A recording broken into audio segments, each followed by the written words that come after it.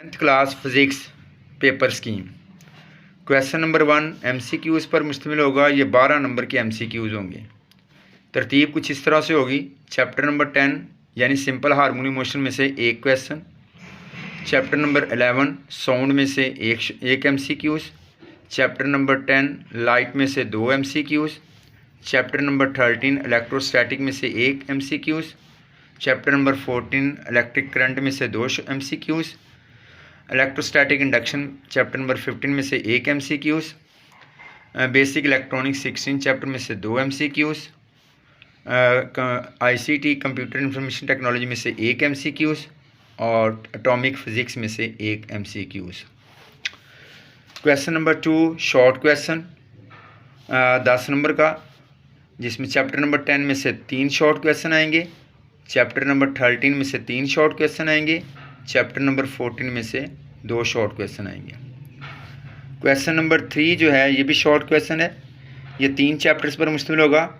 Chapter number 11 यानी sound, chapter number 17 information technology और chapter number 18 atomic physics.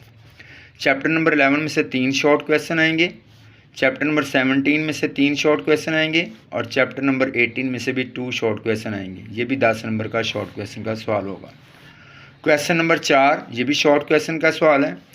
ये chapter number 12, 15 और 16 पर मुश्तमिल होगा। चैप्टर नंबर 12 में से 3 शॉर्ट क्वेश्चन आएंगे, चैप्टर नंबर 15 में से 2 शॉर्ट क्वेश्चन आएंगे, चैप्टर नंबर 16 में से 3 शॉर्ट क्वेश्चन आएंगे। लॉन्ग क्वेश्चन 3 होंगे, आपने 2 करने होंगे और ये 18 नंबर का 2 क्वेश्चन होंगे।